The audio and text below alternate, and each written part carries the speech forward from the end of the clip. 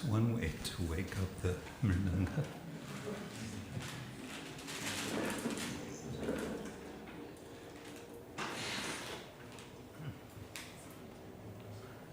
Okay, so shall we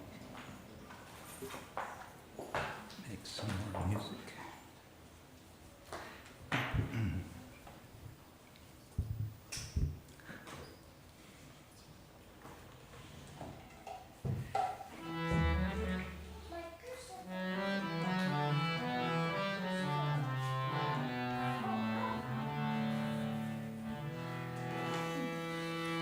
Jaya Radha Madhava Kunjabi Hari Jaya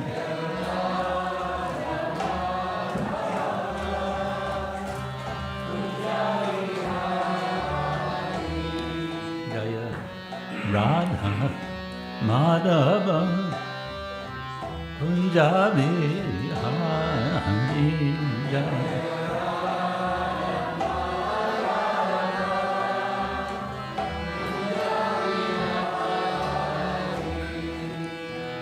Gopi Janavallabha Girivardhan Hari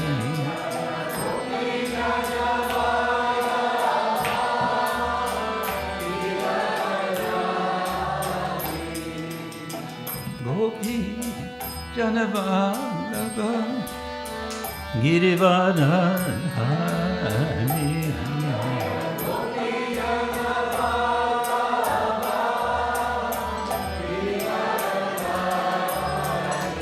Yashoda Nandana Vraja Janaranjana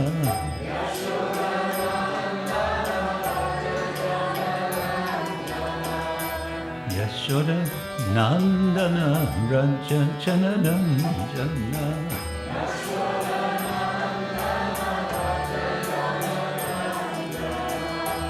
Yamuna Tira Vanacharya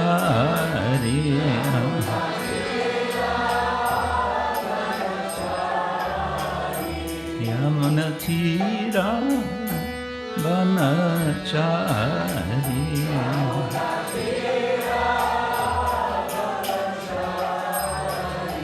Jaya Radha Madhava Kunjabi Hari Jaya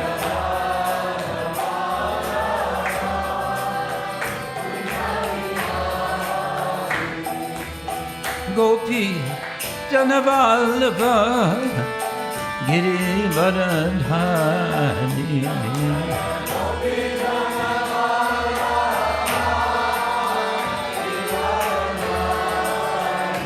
Yashodanandana Rajajanandana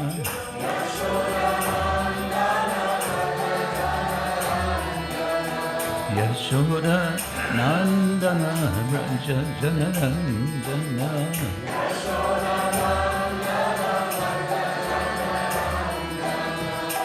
Yamuna Tira Vanacharya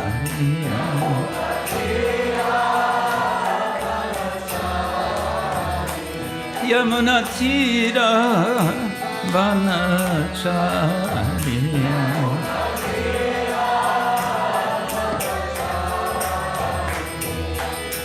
Hare Krishna Hare Krishna Krishna Krishna Hare Hare Hare Rama Hare Rama Rama Rama Hare Hare Hare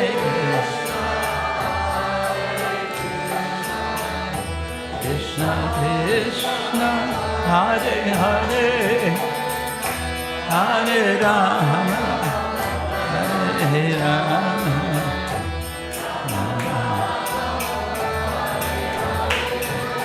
Hare Krishna Krishna Krishna Hare Hare Hare Ram Ram Ram Hare Hare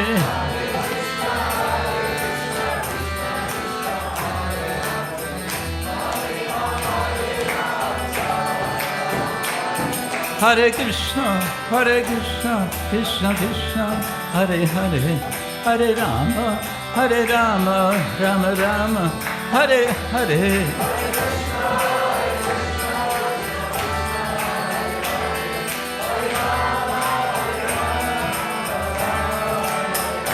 Hare Krishna, Krishna Krishna, Hare Hare, Hare Rama, Rama Rama, Hare Hare.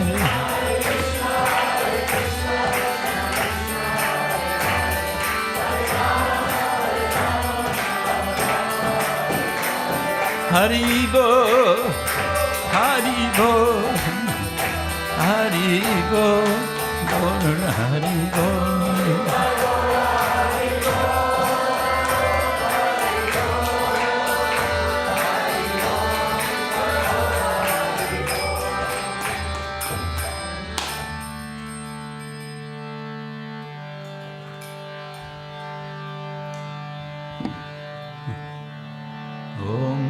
Ajnanatimirandasya Gyananjana Shalakaya Chakshurunmilitam Yena Tasmai Shri Gurave Namaha Shri Chaitanya Manobishtam Stapitam Yena Bhutale Swayam Rupa Kadamayam Dadati Svapadantikam Vandeham Shri Guru Shri Yuttapadakamala Shri Guru Vaishnavanscha Shri Rupam Sadhajatam Sahagana Raghunatam Vitantam Sajivam Sadvaitam Savadutam Parijana Sahitam Krishna Chaitanya Devam Shri Radha Krishna Padam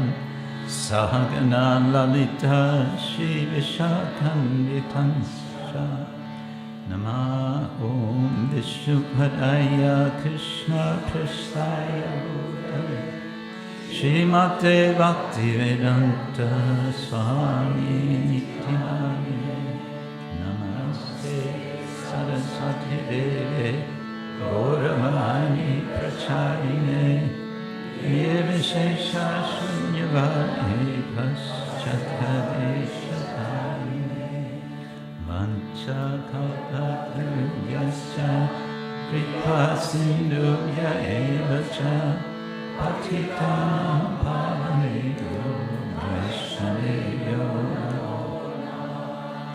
He Krishna Karuna Sindhu Dinabandho Jagatpate Gopesha Gopika Kanta Radha Kanta Namostute Tapta Kanchana Gaurangi Radhe Vrindavaneshwari Vrishabhanusute Pranamami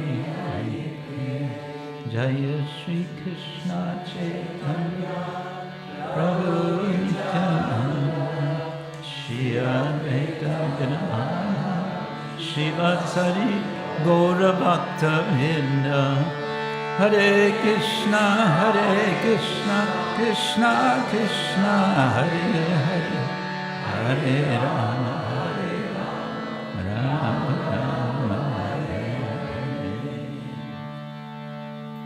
Om Namo Bhagavate Vasudevaya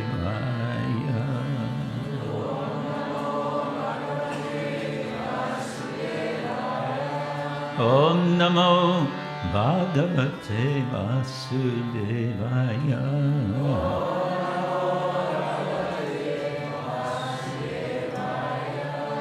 Om Namo Bhagavate Vasudevaya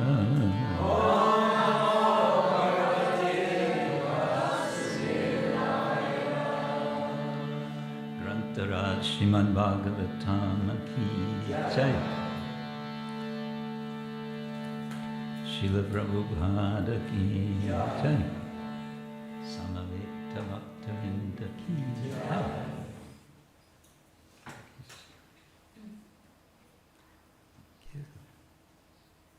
So, good morning, everyone.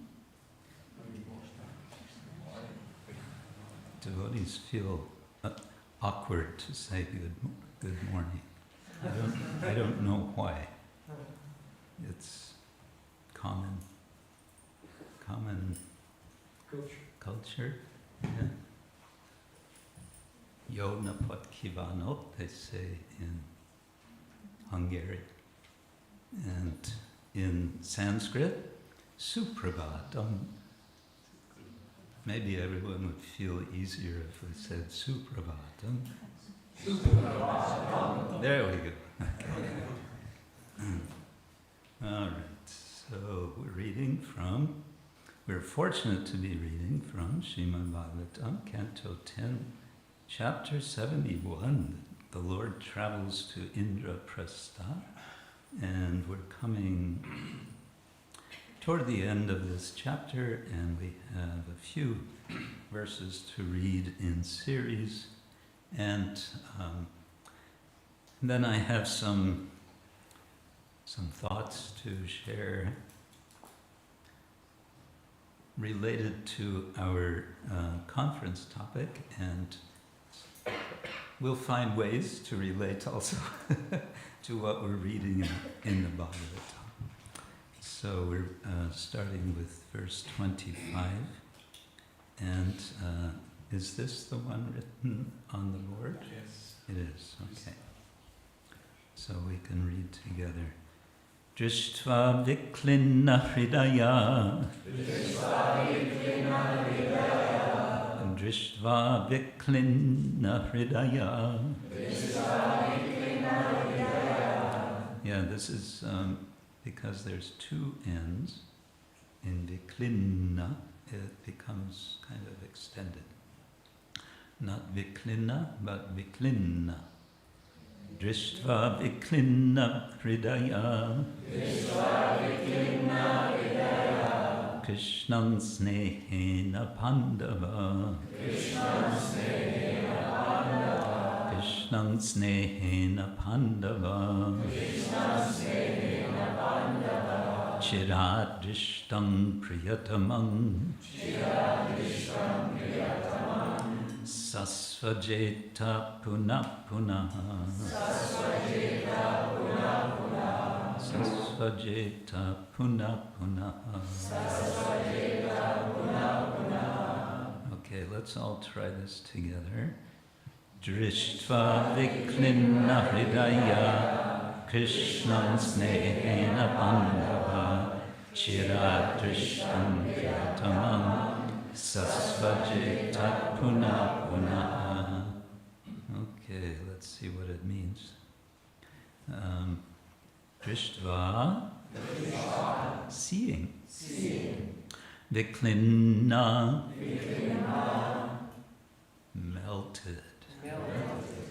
Hridaya, yes, his heart. Krishnam,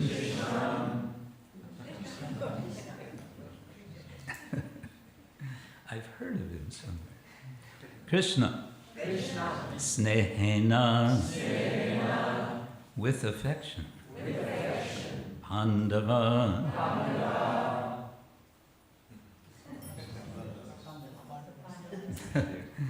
The son of Pandu. Chirat. After a long time. Drishtam. Seen. Priyatamam. His dearmost friend. Sasvaje. He embraced him. Ata. Thereupon. Punah punaha. Yes, again and again. Translation, and again we have translations and purports by the followers of Srila Prabhupada, as Shyamasundar Prabhu mentioned yesterday, Hridayananda Goswami and Gopi Puranadana Prabhu for the most part. So here, translation, the heart of King Yudhishthira melted with affection when he saw his dearmost friend, Lord Krishna, after such a long separation, and he embraced the Lord again and again. Oh, I wanted to, speaking of who is translating, who is commenting these, many years ago, 1982 maybe, I was traveling in South India with one South Indian brahmachari, doing some research on Nrsimha worship. And we visited one Gaudiya Mat at the place where Chaitanya Mahaprabhu met Ramananda Roy. And it was a small, very small Gaudiya Mat. They had maybe 5 devotees or so, including the Swami, one of Srila Prabhupada's godmothers, Bhakti Vaibhav Puri Maharaj, Shripad Bhakti Vaibhav Puri Maharaj. And they were very kind, they welcomed us, we could stay there overnight. And the next morning I had conversation with Puri Maharaj, and he spoke very fluent English. And so this was around 1982, it was before the 10th, 11th, and 12th cantos had been completed, published by Srila Prabhupada, by the devotees, by the MVT. And one of the things he said to me is, you must complete the Bhagavatam. He was saying this is important. He understood Prabhupada has left, and you have qualified devotees in your sangha, so you must complete this. He was very strong on this point. I found it very interesting, very significant. And so I said, I will tell them. Okay. And they did complete. Dorbyang parishvajya ramamalalayang mukunda gatrang nripatir hatashuvi lebe parang nirriting ashulochano rishyattanur vismritaloka vibrama. The eternal form of Lord Krishna is the everlasting residence of the goddess of fortune. As soon as King Yudhishthira embraced him, the king became free of all the contamination of material existence. He immediately felt transcendental bliss and merged in an ocean of happiness. There were tears in his eyes, and his body shook due to ecstasy. Ashrulochana. His eyes were full of tears. He completely forgot that he was living in this material world. Vismritaloka vibrama.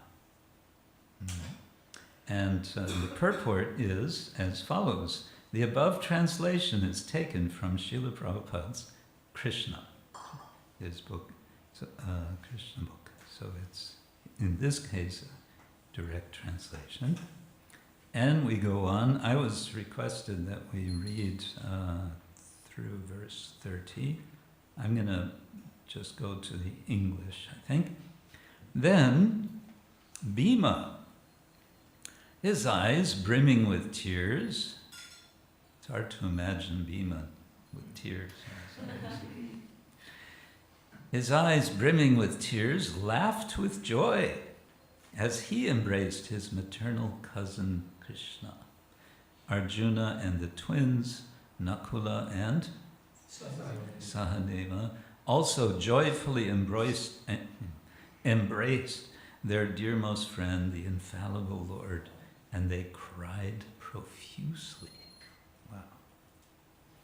After Arjuna had embraced him once more, and Nakula and Sahaneva had offered him their obeisances, Lord Krishna bowed down to the brahmanas and elders present, thus properly honoring the respectable members of the Kuru, Srinjaya, and Kaikaya clans. And we have a short purport here. Srila Sridhar Swami mentions that since Arjuna was considered Lord Krishna's social equal, when Arjuna tried to bow down to him, Lord Krishna held Arjuna by his arms so that he could only embrace him. The twins, however, being junior cousins, bowed down and grasped Lord Krishna's feet. So there's some definite consciousness, awareness, and care for social etiquette in terms of hierarchy. There's a lot of importance put to this. And it's interesting that Krishna, when Arjuna wants to bow down to Krishna, and this is prior to the Kurukshetra war, which means prior to the speaking of Bhagavad Gita, which means prior to Arjuna's getting the full understanding that we get from the Gita about who is Krishna. At this point, if I understand the chronology, Arjuna and Krishna are friends. They're very good friends. But Krishna, and of course he knows Krishna is very special. But later on he's going to be extremely embarrassed in the 11th chapter of the Gita for having been so familiar with him. In any case, here he's being a bit formal, and Krishna says, that doesn't work. We're equals. Come on, let's embrace. So that's very sweet. Sutas, Magadas, Gandharvas, Vandis, jesters and brahmanas, all glorified the lotus-eyed Lord, some reciting prayers, some dancing and singing as mridangas, conch shells. The English correct translation of the word conch, according to the dictionary, is conch. Anyway, kettle drums, vinas, little trivia there.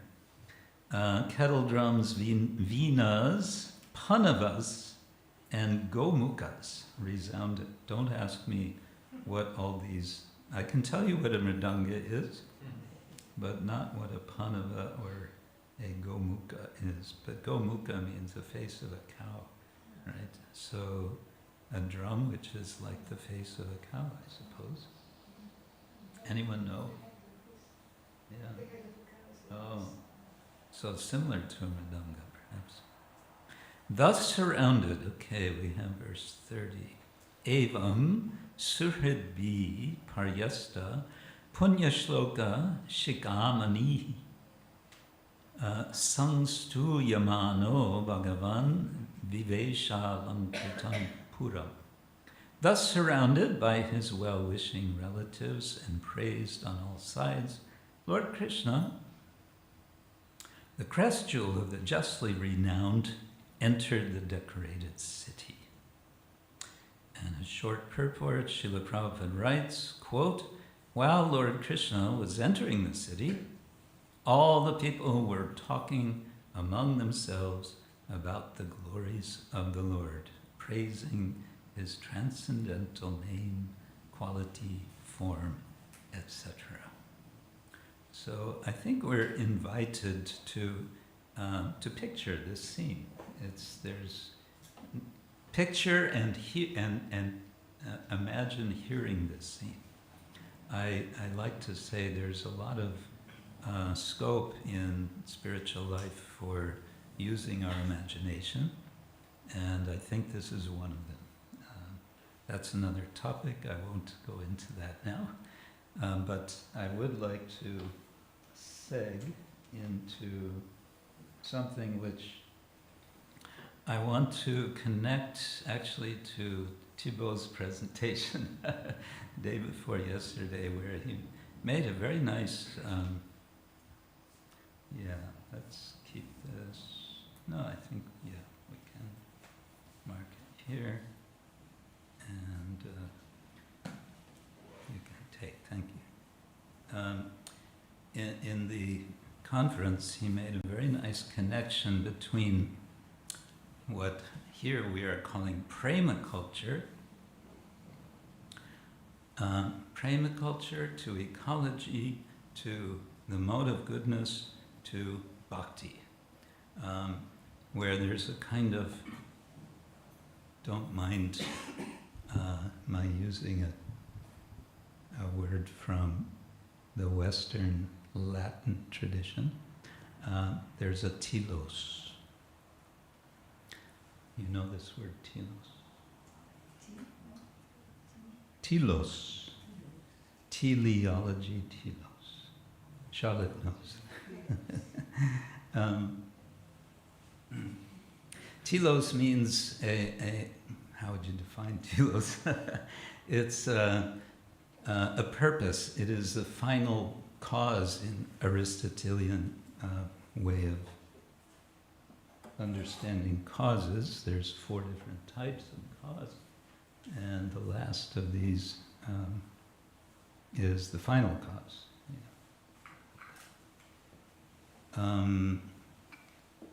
Thank you. And hold on here. Hello. Whoops. How come it doesn't show? There we go.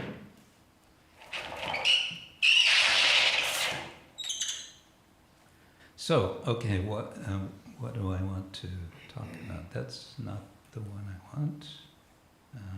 What I want is this one, yes, okay. Bear with me, get there. And we're going to close this and open, minimize this, and go there. Okay, here we go. Yeah, so I was thinking about this this directionality of what we're about in the practice of spiritual life, in which the founder Acharya of our Krishna Consciousness Society put so much emphasis on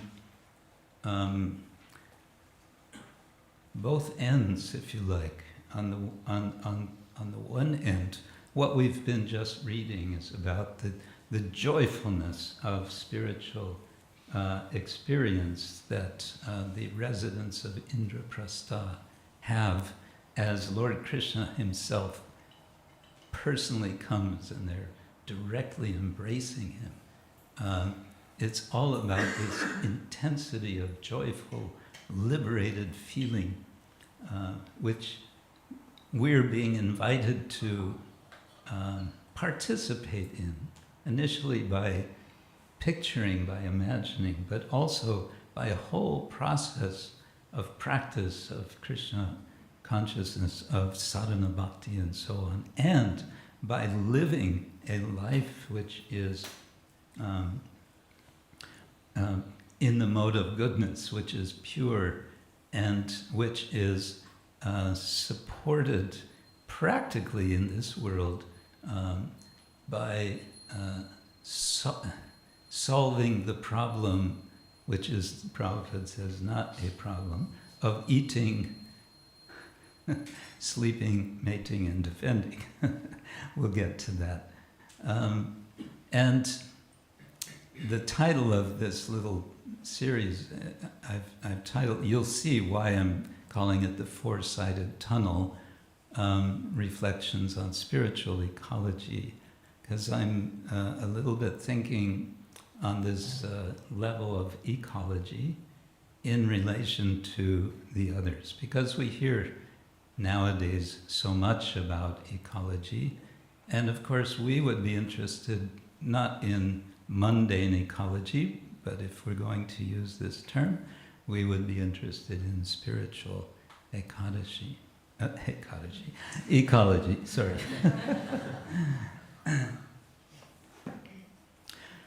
Srila Prabhupada spoke in a lecture on the Bhagavad Gita, chapter 9, verse 13. This famous verse, Mahatmanastu mang partha daivim prakritim ashrita. We are all engaged in studying temporary small things, problems, small problems. What is that problem? Ahara nidra vayamaitunam. He's quoting from a quite famous verse, Ahara nidra vayamaitunam cha samanyametat pashabir naranam dharmo hi tesham adiko vishesho dharmena hina pashabir samana. All the animals are engaged in eating, sleeping, defending, and mating. Human beings also, but there's a difference. The difference is dharma. If there's no dharma, then pashabi samana, then we are no different from animals.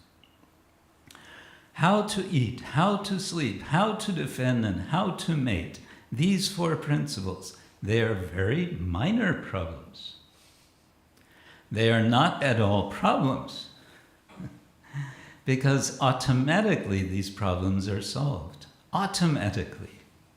And then he quotes from the 11th canto, Vishaya Kalu Sarvata Syat. So this led me to reflect a little on the famous account in Canto 4 of Prithu interacting with the earth. The earth, very intriguingly, the earth takes the form of a cow. And for some time, Prithu is extremely angry with the cow, to the point that he's threatening to kill this cow. And he says, if you don't yield to the needs of the world, I'm going to kill you. And he even says, and I'm going to distribute you your meat. Yeah, he said that. So, but at one point, they're having, we might say nowadays, a dialogue, and personified earth as a cow is speaking. So we hear the voice of the earth, and she says, "O great hero, protector of living entities, if you desire to relieve the living entities by supplying them sufficient grain, and if you desire to nourish them by taking milk from me, you should make arrangements to bring a calf suitable for this purpose, and a pot in which the milk can be kept, as well as a milkman to do the work. Since I will be very much affectionate toward my calf, your desire to take milk from me will be fulfilled." So she gives the general directions, and then how that's applied is quite intriguing. First, Prithu himself comes and milks the cow, and then all kinds of different types of beings come and engage the cow earth, milking her, quote unquote, here we have to use the term milking figuratively, for whatever it is that they are interested in, whatever sustains them. And so even the demons get their nourishment, which is what? Alcohol, I think, right? And the snakes get their venom, and but all of the beings get what is the sages get the Vedas, I think, like that. All right, here is where the idea of the tunnel comes, the four-sided tunnel, which I bring up because Srila Prabhupada, what did he say? He said, eating, sleeping, mating, dividing, these are not problems, he said, they come automatically. Shri Shri Radha Gopinath Ki Jai.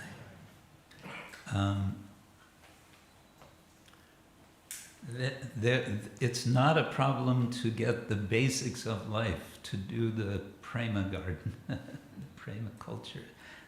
It's not a problem. What is the problem? The problem is the lack of spiritual vision, the lack of the telos, the directionality of what Srila Prabhupada so artfully called Krishna consciousness. So there is in present day Western, but we have to also more broadly say global culture, a lot of resistance to the public discussion of spirituality, in which divinity, in which the theistic understanding is given. And one scholar who I was happy to meet several years ago, the late Houston Smith, he was a very famous scholar of religion in America for decades, wrote, I think this was his last book, Why Religion Matters, the Fate of the Human Spirit in an Age of Disbelief. And in this book he describes what he calls a tunnel of spirituality and maintaining the status quo.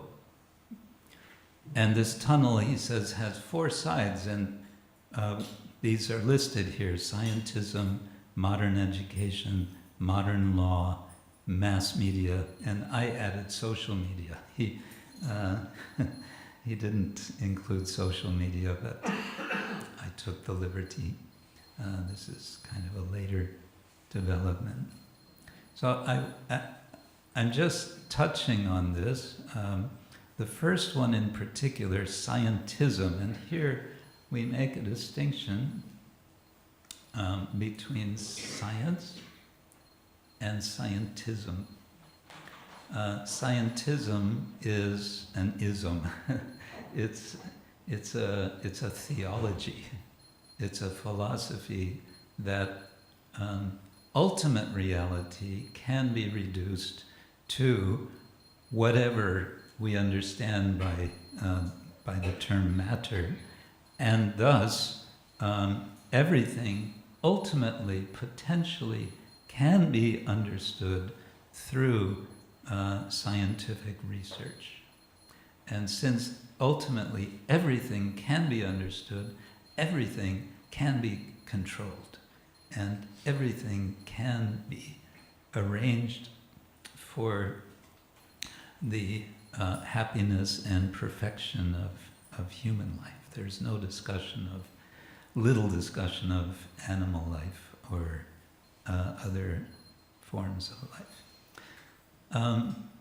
So that's different from science, and science, I would suggest Srila Prabhupada did not condemn science. That would be another discussion, but we, I think, make a mistake if we think we're following our acharyas and sort of blanketly defending science. That's a bigger topic. Modern education.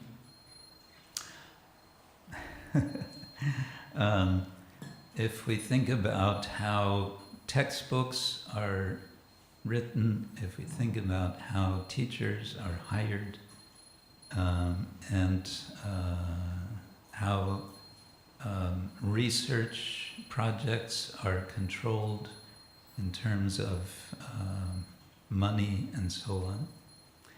And similar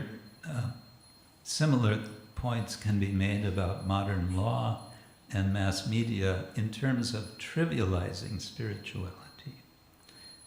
And this Hewson Smith elaborates on all of this. And one part of an elaboration on scientism, he speaks about the tilt of the negotiating table. So you have a table, and maybe you have a person on either end, and they're negotiating something. If the table is, leaning one way or not the other, then the person on the low end has a special challenge to present their case. That's the point he's making, and he gives an example. There's an academic journal published by, I think, University of Chicago, called Zygon, or Tsugon, which is dedicated to discussion of science and religion. And there's an institute in California, near San Francisco, at the Graduate Theological Union, where I studied. It's called the Center for Theology and Natural Sciences, and they encourage dialogue. So this sounds good, right? Good, we're getting dialogue between science and religion. Well, he's making the point. There is no stated policy, but an inductive scan suggests a bias against those who, first, criticize Darwinism, second, argue that the universe is intelligently designed, and third, accept the possibility that God may, at times, intervene in history in ways other than through the laws by which nature works. So he's kind of prodding in a gentle way in this way. Okay, so there's this tunnel, and we have this expression in English. I don't know if it's in Dutch. Tunnel vision. Yeah. Also in Hungary. Okay. So what he's saying in this book, in effect, is everyone in society has this tunnel vision, and we can understand why. There's 4 sides to this tunnel vision. Srila Prabhupada comes into the midst of this situation of tunnel vision and gives a challenge. This is from Canto 1, Chapter 8, verse 40, the purport. Human prosperity flourishes by natural gifts and not by gigantic industrial enterprises. The natural law is that the human being may take advantage of these godly gifts by nature and satisfactorily flourish on them without being captivated by the exploitative motive of lording it over material nature. The more we attempt to exploit material nature according to our whims of enjoyment, interesting expression, the more we shall become entrapped by the reaction of such exploitative attempts.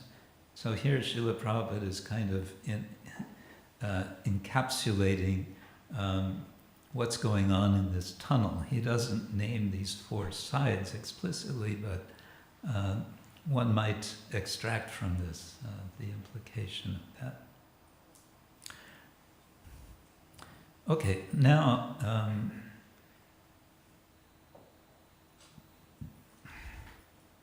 I want to refer to another author. His name is Mark Zuckerberg. He wrote an article called Beyond Nature, and he put nature in quotation marks, toward more engaged and careful, and he intentionally misspelled the word careful ways of relating to the environment. And he identifies 2 types of mentality. The first is the objectivist techno-scientific point of view, in which nature is a kind of standing reserve for human use. It has no intrinsic value.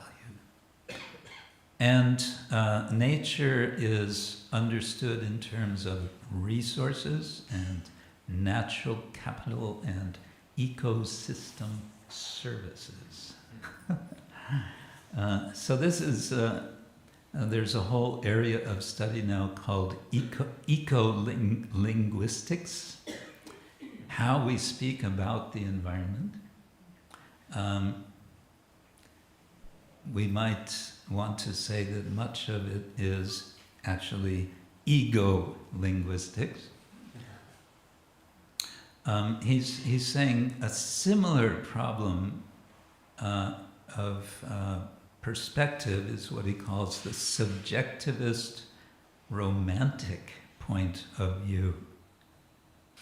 And he says both of them present a distorted view of the what he calls basic existential relation between humans and their environment. So I made a little chart to show these are two modernist approaches, the objectivist techno-scientific perception and the subjectivist romantic. Now the thing is, they're both anthropocentric. Neither of them are theocentric in any sense. So you can read here the privileging of science versus privileging subjective feeling, dominance of nature versus love of nature, artificial world, which is mechanistic, versus notion of harmony, naturalness, authenticity. We also like to speak about harmony and so on, but he's warning, he's pointing out, yes, but both of these, nature is a container of resources versus nature, and here is, I think, the point with subjectivism. It's a mirror of our subjective feelings, a paradise lost, a place of harmony and goodness. We may want to remember that in the Bhagavatam it says, ahastani sahastanam apadani chatuspadam palguni tatra mahatam jivo jivasya jivanam. This is the harsh reality of nature. Those without hands are food for those with hands. Those without feet are food for those with feet. And in general, all living entities survive on other living entities. That's nature. So this the point here, I think, for us to reflect on, we might tend to identify ourselves in this sort of subjectivist, romantic side if we were to choose sides. And I think the author here is making a good point that we need to consider, that they're both actually egocentric. And this is not what we want. Again, Srila Prabhupada says, I guess it's not the same. Okay, same purport. If we have sufficient grains, fruits, vegetables, and herbs, then what is the necessity of running a slaughterhouse and killing poor animals? A man need not kill an animal if he has sufficient grains and vegetables to eat. But all these natural gifts are dependent on the mercy of the Lord. What we need, therefore, is to be obedient to the laws of the Lord and achieve the perfection of human life by devotional service. So that's a simple solution Srila Prabhupada is giving.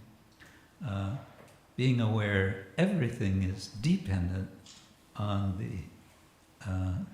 the mercy, the grace of the Lord. Now when we think about ecology, we might be thinking in terms of interdependence. And this, I think, is an important notion also, And it's also, it's important when we start thinking about a society of people engaged in these practices, permaculture, premaculture, leading to bhakti, then of course we want to think in terms of society. And when we think in terms of society, there's a kind of horizontal dimension and a vertical dimension. And Srila Prabhupada here is emphasizing, first point is to recognize the vertical dimension. And that is what is being ignored, essentially, in this tunnel, which is the present situation of modern life. I think it's helpful to be aware of this way of understanding in order to get out of the tunnel and in order to help others get out of the tunnel. I think we would all agree there is a kind of tunnel vision, where spirituality is somehow missing.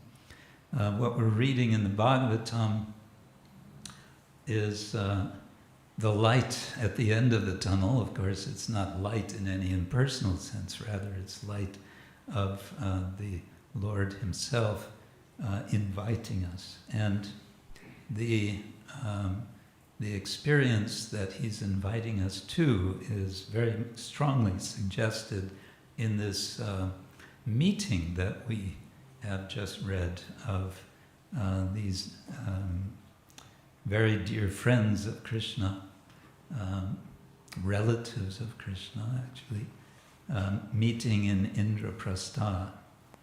And we can keep this in our minds as a sense of hope against hope, which is one of the characteristics of bhava.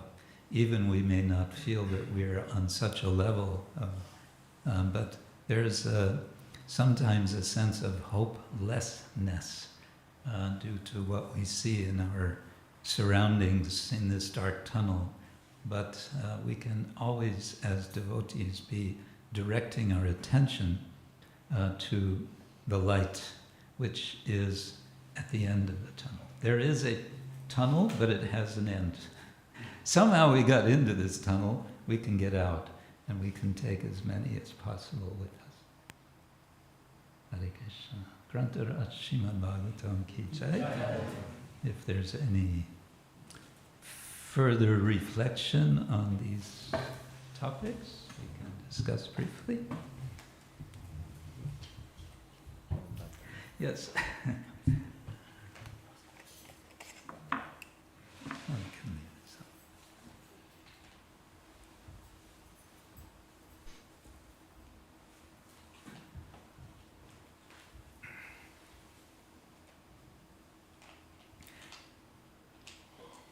Bit of technology fixing here.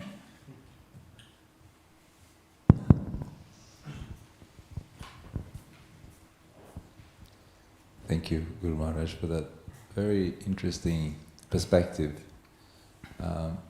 When I was listening to your presentation, I had a reflection that when we look at the different possible systems which deal with more natural production of food, permaculture, biodynamics, syntropic farming, they all have at the end that hope of creating a paradise. Mm. And John Liu, which is one of the big names, he's doing a project of 20,000 hectares in China and 3,000 hectares in Spain. He says, let's make paradise. So it's very clear that there's that idea. So the reflection led to a little of a question. In my reflection, I felt that for us Vaishnavas, it's really important to reflect deeply on this, because we attempted to reject the scientism and dive into the romantic vision without a very clear understanding of perhaps what Thibaut was presenting as the prema culture, which is mode of goodness, but it has a very definite purpose. So the question was, in what levels could we engage in both unlearning, because we come with a baggage, and opening discussions like this to have a very good vision of what type of practice we should be doing. Because I see that both in our farming practices or in our getting distance from anything which is mechanical, scientific, we kind of feel or get guilty of being romantic in that sense. And the pragmatic, which would be getting the food and the grains and to practice bhakti, would be the tangent needed. Yeah, this is another $64,000 question. But I think you've brought up a useful word, pragmatic. Prabhupada's phrase, do the needful, I think is applicable in so many ways. But it's a do the needful, which, as you said also, needs to be done thoughtfully, with awareness that we don't want to be part of any of these traps. And that's going to mean being, I think, especially thoughtful in relation to the principle of yukta vairagya, that anasaktasya vishayan yatarhan upayunjata nirbandha Krishna sambandhe yuktam vairagyam uchate. This definition of Rupa Goswami of detached engagement. Yuktam, as you may know, is grammatically related to the word yoga, and vairagyam, viraga, raga means attachment. Essentially, all of these forms of tunnel vision are forms of attachment. It's, paradise are forms of trying to make a permanent solution in this world, when we understand that's not going to work. When Prabhupada speaks about farming and cow protection, very much he speaks at the same time about chanting Hare Krishna. He says, you grow your grains, you have your cows, you have your milk, then you can peacefully chant Hare Krishna. So it's like, okay, we've taken care of, the bodily needs, now we can chant Hare Krishna. And that sense is, that spirit, I think, is what we want to always be aiming toward. It could be thought of as a contradiction in terms. Yuktam vairagyam. Vairagya means ayukta, ayoga, disconnection. And in fact, the Yoga Sutra of Patanjali is essentially, although it's called Yoga Sutra, it's mainly about viyoga, it's mainly about disconnection. So that's not bhakti. Bhakti is about yukta vairagya. And we'll talk about this in our next session. How do we do farming and be Krishna conscious? But yeah, and we'll discuss various ways to do that.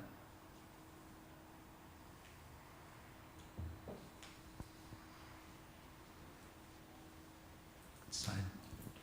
Relative question. Thank you very much for your explanations. I was just wondering, you were telling that from this Bhakti Vaibhava Maharaj, he told you Puri Maharaj, yeah, that he said that you should finish the Bhagavatam, mm-hmm. and he said you have to tell them, but did you tell them, or they did it spontaneous? No, they were already working on it. I didn't really have to do anything. They were, Okay, thank you. yeah, it was, quite a major task. Srila Prabhupada completed chapter 13 of the 10th canto, which left, 13 from 90 is, 77? 77 chapters plus the 11th canto, which is 30-something chapters, 36 maybe. The 12th canto is 13 chapters, I think. I don't know how many verses, but quite a lot. And so it was taking time. But you mentioned yesterday when they published these final cantos. What is it? You mentioned a year. Oh, yeah, I don't remember now either. It was after I met this godbrother Prabhupada. That's all. Yeah. No, they were working on it. Yeah. Prabhupada had given that instruction. Right? Yes, Tej.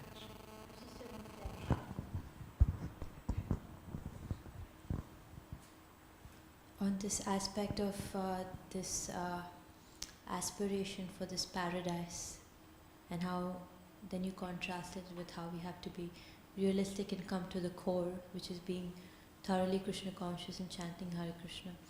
And I was thinking that is this, maybe it's a bit of a contradictory question, but is this paradise view such a bad thing?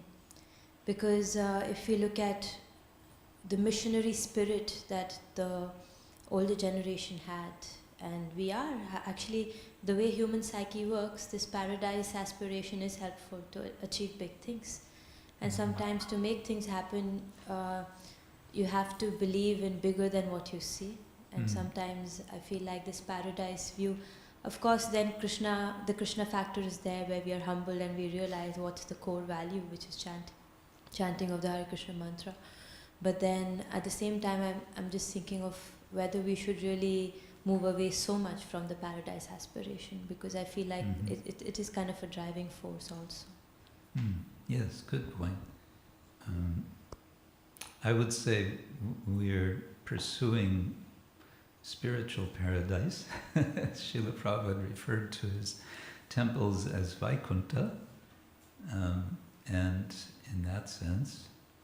And of course, we want to understand temple as not just 4 walls and that's it, but we want to understand it in an extended sense, which is including, as you have here. This is in so many ways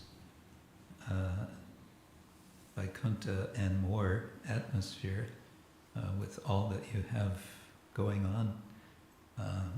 This would be more than many people could even begin to imagine as a paradise, isn't it? The Radhadesh community. I mean, so many people all over the world struggle in so many ways, including just getting a full meal per day. And you could say, yes, sort of psychologically, we want to pursue what for us is perhaps a kind of paradise. But maybe here what's useful to think about is something which was discussed in this Swedish bhakti retreat, the nature of conviction. Conviction can be a good thing or a bad thing. If you have conviction and you think that's the end, the final thing to be achieved, and it's not actually the final thing to be achieved, that can be a problem. Shraddha Shabde Vishwas Kahe Sudrida Nischoy, Krishna Bhakti Koile Sarva Karma Krita Hoy. To have the conviction, the Vishvasa, or Nischoy, Nischaya, Nischoy, is good when you understand Krishna Bhakti Koile Sarva Karma Krita Hoy. If I'm just engaged in devotional service, all duties, anything necessary is accomplished. That's very good. But lesser convictions, so to say, could be a problem. So we might think about it in that way as well. One person's paradise may be another person's hell. What? So we may have different ideas of paradise, right? Sun at 35 degrees, the hot sun at 35 degrees Celsius. Right. Yeah. But yes, as devotees, we're pursuing a higher perfection in this life, but it's Krishna-centered. And the devotee is ready to go to hell for Krishna, right? As Chitraketu says. So paradise, no problem. Also Chitraketu said, if I'm going to heaven, that's also okay. If I go to hell, that's also okay. But the heavenly perfection, we're also very realist. We aspire for a situation in which we can peacefully practice and spread Krishna consciousness. That's our paradise, I would say. Yeah. Good. On that note, on that peaceful note, I wish you all a wonderful day today. And Srila Prabhupada ki Jai. Grantaraj Srimad Bhagavatam ki Jai. Gaur Premanande.